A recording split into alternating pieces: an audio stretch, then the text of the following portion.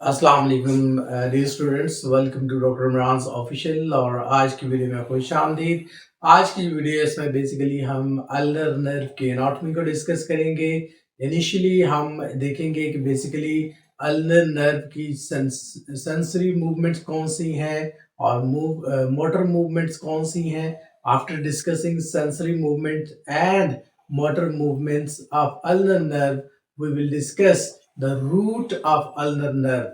और ulnar nerve का जब रूट हम डिस्कस करेंगे तो उसके बाद हम इसकी ब्रांचेस को डिस्कस करेंगे कि बेसिकली अल्नर नर्व की ब्रांचेस कौन कौन सी है।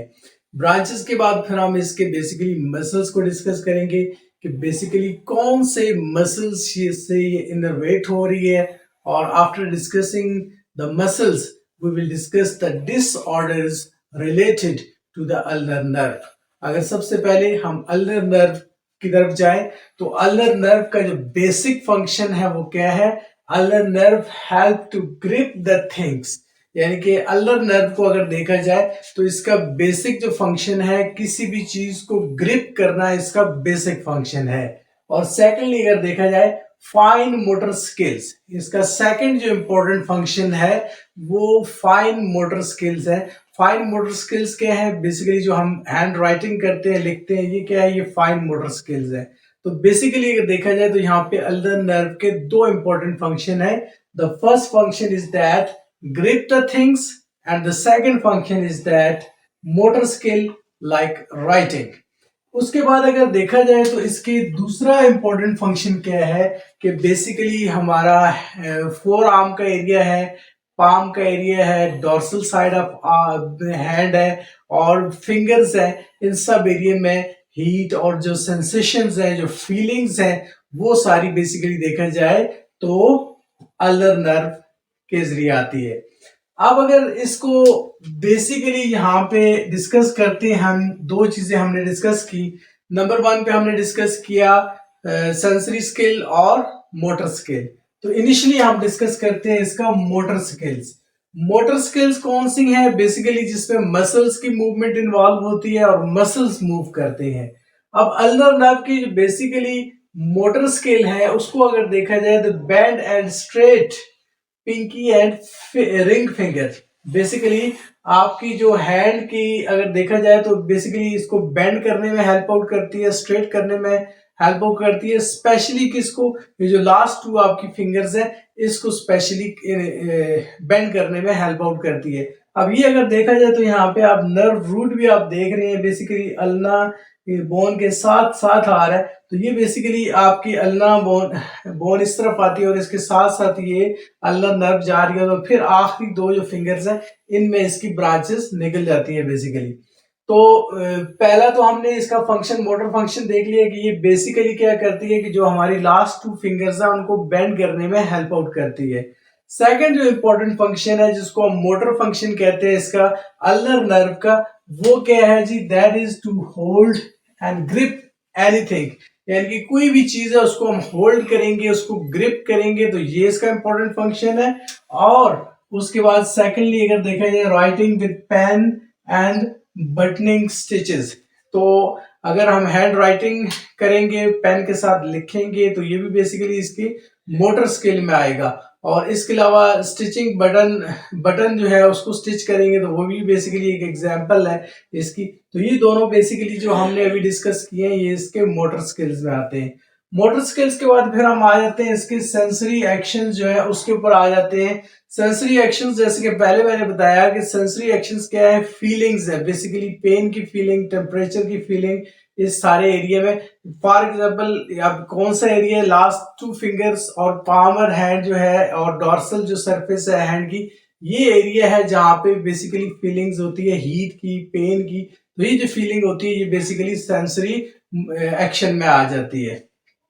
अब सेंसरी एक्शन के बाद फिर हम आ जाते हैं बेसिकली इसका जो नर्व रूट है उसको हम डिफाइन करेंगे। नर्व रूट को डिफाइन करने से पहले जैसे कि लास्ट हमने लेक्चर बेसिकली लिया था इसका रेडियल नर्व का, तो उसमें भी देखा था हमने कि रेडियल नर्व जो है 5 इंपॉर्टेंट नर्व जो ब्रैकियल प्लेक्सस से बेसिकली पास आउट हो रहे हैं उसमें से one of the most important nerve थी तो यहाँ पर भी अगर देखा जाए तो basically one of 5 branches of brachial plexus, ये जो ब्रैकियल प्लेक्सस की 5 ब्रांचेस आ रही हैं उनमें से एक इंपॉर्टेंट ब्रांच है अल्नर नर्व की। अब अगर इसको देखे जाए तो सबसे पहले हमारे पास जो इसका कनेक्शन है वो कहाँ से आता है, बेसिकली ये ओरिजिनेट कहाँ से होती है। तो ओरिजिनेट अगर ये कहाँ से हो रही है देखें तो C8 से T1, यानी कि C8 cervical vertebra 8 and thoracic vertebra T1, वहां से ये बेसिकली ओरिजिनेट हो रही है। वहां ओरिजिनेट होने के बाद फिर क्या हो रही है, run down front to the upper arm. फिर ये क्या करती है, रन डाउन होती है फ्रंट साइड पे, यानी कि अपर आर्म के फ्रंट साइड पे रन डाउन होती है। और यहां पर अगर देखा जाए तो हमारे पास कौन सी है जी, एक्सिलरी आर्टरी। और सेकंड नंबर पे हमारे पास जो आर्टरी आएगी बेसिकली कौन सी है, ब्रैकियल आर्टरी। तो ये बेसिकली रन डाउन हो रही है किस आर्टरी के पास से, एक तरफ हमारे पास एक्सिलरी आर्टरी है बेसिकली एक्सिला के पास जो आर्मपिट का रीजन है, और सेकेंडली देखा जाए तो ब्रैकियल आर्टरी है। तो यहां से ये नीचे रन डाउन होके नीचे आ रही है आर्मपिट के एरिया से, front side of the arm, upper arm. और उसके बाद अगर देखा जाए तो सेकेंडली क्या है, travels through the cubital tunnel. अब क्यूबिटल टनल कौन सा है, ये बेसिकली इसकी जो एल्बो वाली साइड है यहाँ पे, ये इसका क्या है, ये इसका क्यूबिटल टनल है।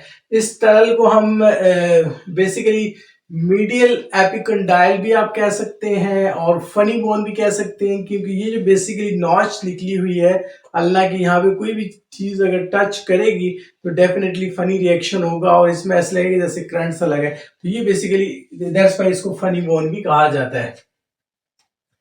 उसके बाद अगला जो मरहला है उसमें goes beneath the muscle in four arm. फिर ये क्या करती है कि ये जो एरिया फोर आर्म का है, यानी कि बेसिकली अपर आर्म के बाद फिर अगर देखा जाए तो ये एरिया फोर आर्म का होता है। तो फोर आर्म के जो बेसिकली मसल्स हैं इसके अंदर से इनर्वेट होके आती है। और यहाँ पे मसल्स हमारे पास कौन कौन से आ जाते हैं, हमारे पास फ्लेक्सर कार्पाई अल्नरस आ जाएगा और फ्लेक्सर डिजिटोरम आ जाएगा। तो इनके बीच बीच अंदर से होके फिर हैंड की जो फ्रंट साइड है यहाँ पे दो फिंगर्स, पिंकी फिंगर और जो लिटिल फिंगर है उसके पास आएगी। देन अगर देखा जाए तो उससे अगला स्टेप क्या है, डिवाइड्स इनटू स्मॉलर ब्रांचेस। तो अल्नर नर्व कहाँ, यहाँ पे क्या होता है कि स्मॉलर ब्रांचेस में डिवाइड हो जाती है।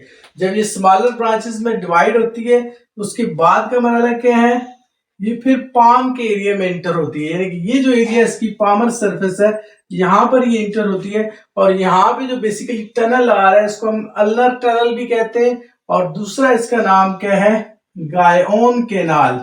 यानी कि ये जो टनल है यहाँ पे इसको अल्नर टनल भी कहेंगे या फिर गायोन केनाल भी इसको आप कह सकते हैं। तो ये बेसिकली इसका नर्व रूट है जो बेसिकली हमने डिफाइन किया है कि ये कहाँ से ओरिजिनेट हो रहा है और इसका एंड कहाँ पर हो रहा है। आफ्टर दिस हम इसकी डिस्कस करेंगे ब्रांचेस को, कि बेसिकली जो अल्नर नर्व है उसकी ब्रांचेस कितनी है। अल्नर नर्व की ब्रांचेस को देखा जाए तो हमारे पास 3 मेन ब्रांचेस आती है अल्नर नर्व की। सबसे पहले नंबर पे जो हमारे पास आएगी that is called the muscular branch. अब जो मस्कुलर ब्रांच है, मस्कुलर ब्रांच क्या करेगी, that controls the front of four arm, यानी कि आपकी जो आर्म का फ्रंट एरिया है इसको क्या करेगी, कंट्रोल करेगी। कौन कंट्रोल करेगी, ये मस्कुलर जो बेसिकली ब्रांच है अल्नर नर्व की वो इसको कंट्रोल करेगी। सेकंड नंबर पे हमारे पास देखा जाए तो that is the dorsal cutaneous branch. अब डॉर्सल क्यूटेनियस ब्रांच जो है ये क्या करेगी, dorsal cutaneous branch back of hand, यानी कि हमारा जो एरिया है हैंड की बैक साइड पर इसको कंट्रोल करेगी। और इसके बाद दो फिंगर्स जो हमारी आखिरी दो फिंगर्स हैं इनकी मूवमेंट को कंट्रोल करेगी। उसके बाद अगर देखा जाए तो पामर क्यूटेनियस नर्व की ब्रांच आ जाती है। पामर क्यूटेनियस मींस कि ये जो सरफेस होती है, पामर सरफेस होती है, इस तरफ ये जो नर्व है यहां से बेसिकली निकल के आ रही होती है। तो ये जो पामर सरफेस की ब्रांच है ये क्या करेगी, पाम के एरिया में और आखिरी दो फिंगर्स है पिंकी फिंगर और रिंग फिंगर जो है इसके इनके अंदर से इनर्वेट करके जाएगी, तो ये बेसिकली इस एरिया में फीलिंग्स और सेंसेशंस और जो मूवमेंट्स हैं वो देंगी।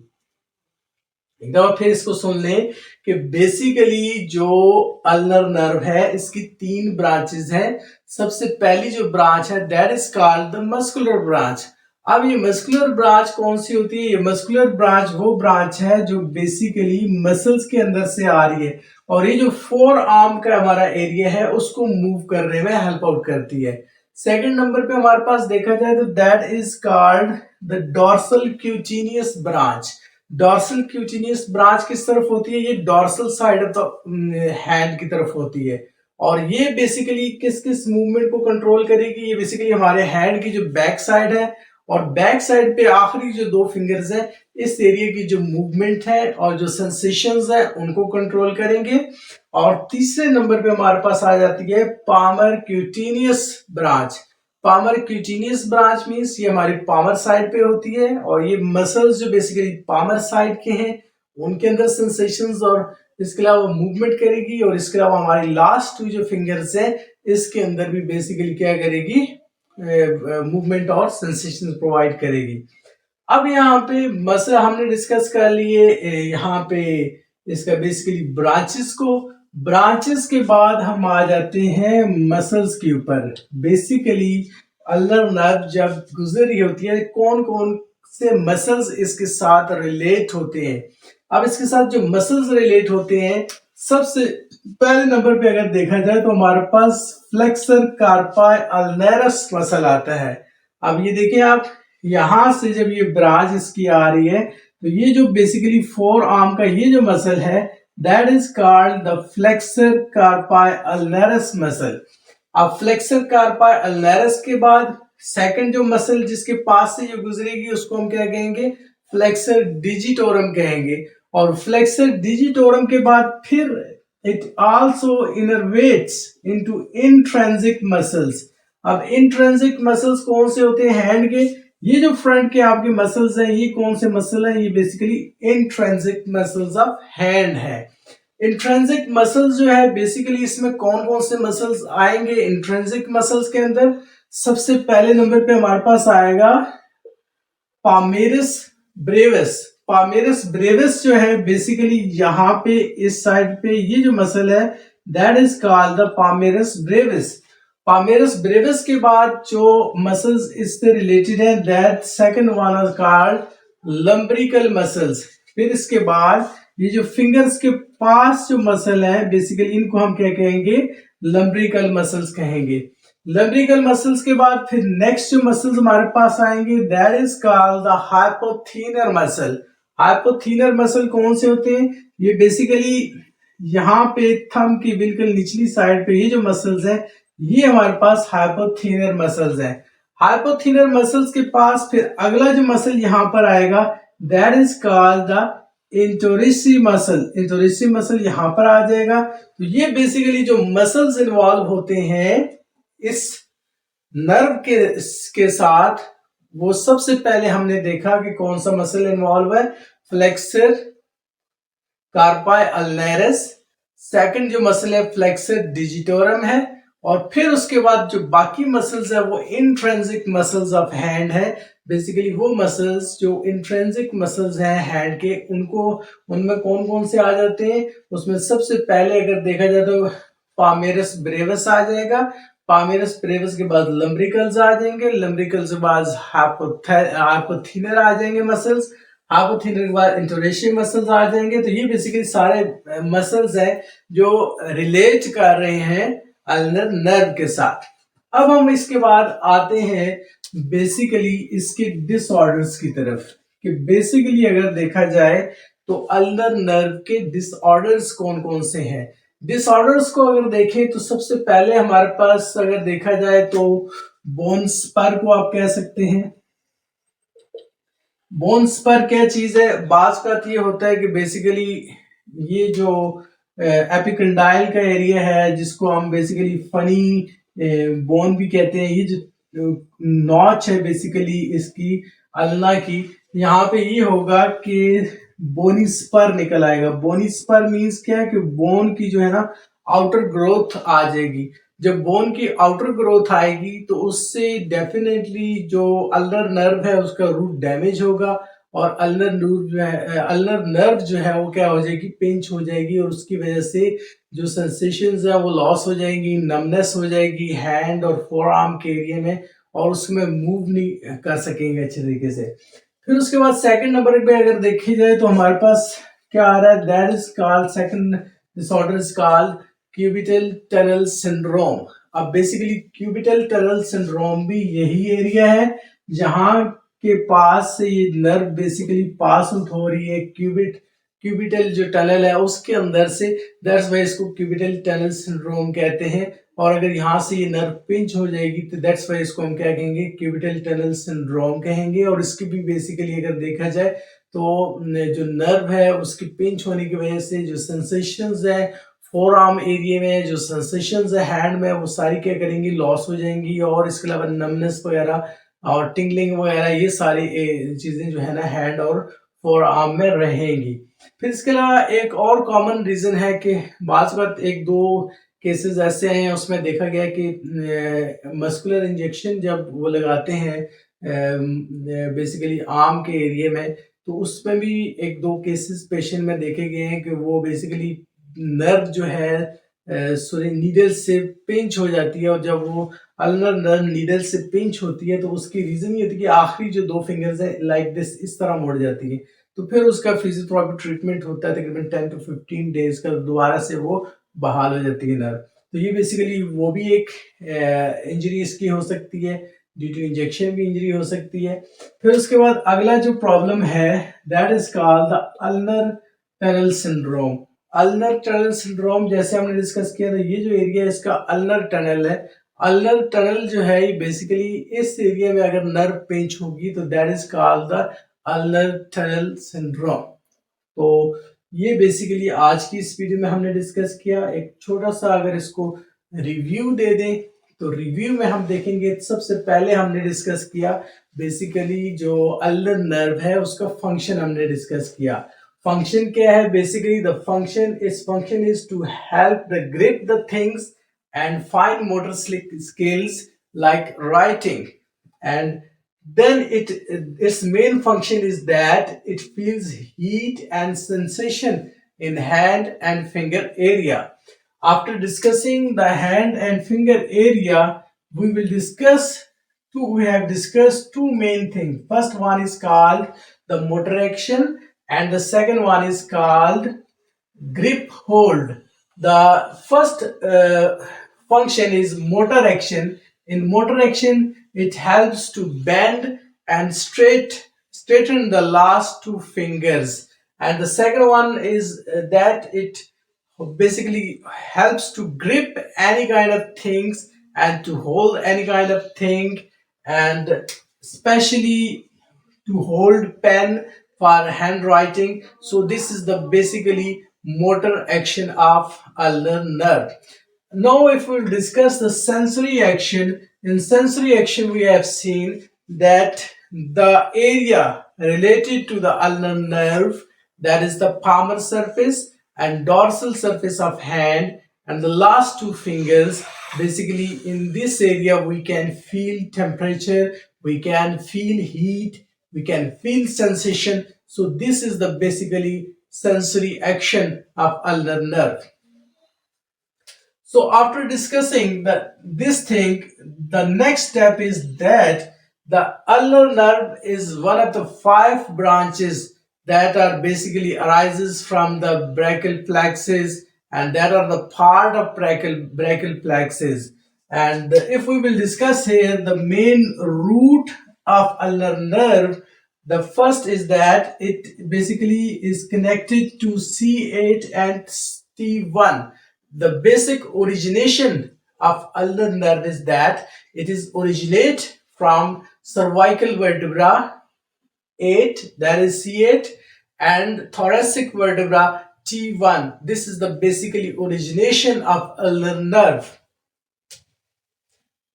After discussing the origination of ulnar nerve, this nerve basically runs down from the armpit area into the front side of upper arm nearby the two main arteries, The first one is called axillary artery and the second one is called brachial artery. So after passing out through this nerve passes through the cubital tunnel syndrome. We can also call this medial epicondyle, and we can also call this funny bone. So after passing this area, this is called the cubital tunnel syndrome. The nerve come into the front part of the forearm. Then the nerve divides into smaller branches. So now we will discuss the main branches of ulnar nerve. There are three main branches of ulnar nerve. The first one is called muscular branch. The muscular branch basically helps to move the muscles of forearm, front forearm. And the second one is called dorsal cutaneous branch, and dorsal cutaneous branch basically helps to move the dorsal surface of hand and the last two fingers movement. After discussing the dorsal cutaneous, the next branch comes is called palmar cutaneous branch. So the palmar cutaneous branch basically helps in sensation and movement of palmar surface of hand and the last two fingers movements and sensation. So after discussing the basic three branches, we will discuss the main muscles related to the ulnar nerve. The first muscle is called from nearby this ulnar nerve passes is called flexor carpi ulnaris. So this muscle is called flexor carpi ulnaris and the second muscle is called flexor digitorum. After innervating from this nerves comes into the front part of palmar surface, and this surface is called intrinsic muscles of hand, and intrinsic muscles of hand includes palmar brevis. This muscle is called palmar brevis, and the second muscle is called lumbrical muscles. Third muscle is called hypothenar muscles, and fourth muscle is called interosseous muscles. So these are the basic four muscles that are basically involved, that are basically have a good relation with the ulnar nerve. So we have discussed the main muscles. The main muscles, once again, I will discuss this. There are basically two main muscles. The first muscle is called flexor carpi ulnaris and second muscle is called flexor digitorum. And after discussing this nerve innervates into intrinsic muscles of hand. The intrinsic muscles of hand includes palmar brevis muscle, lumbrical muscles, hypothenar muscles, and interosseous muscles. So these are the basic muscles that are directly related to the ulnar nerve. So after discussing the ulnar nerve muscles, we will discuss the main disorders related to the ulnar nerve. The first one is called bone spur. What is bone spur? Basically, outgrowth of bone in this area is called bony spur, and this basically disturb the root of ulnar nerve and it pinches the ulnar nerve. That can cause pain in forearm, tingling sensation and numbness in forearm region and in hand region. After discussing this bone spur, we will discuss cubital tunnel syndrome. And cubital tunnel syndrome, this area near the elbow is called cubital tunnel. And basically the ulnar nerve passes through this medial tunnel. And when this nerve pinches here at basically tunnel area, so this problem is called cubital tunnel syndrome. So these are the basic disorders that are related to the ulnar disorders. So in today's video we have discussed the main function of ulnar nerve, then we discussed its sensory functions, then we discussed its motor functions. After discussing this, we have discussed the root of ulnar nerve, And after discussing the root of ulnar nerve, we have discussed the three main branches of ulnar nerve. We have discussed the main muscles directly related to the ulnar nerve. And after discussing the muscles, we have discussed the nerve disorders of ulnar nerve. So that's all for today lecture. Inshallah, and tomorrow we will discuss a new lecture. Till then, Allah Hafiz. Jazakallah.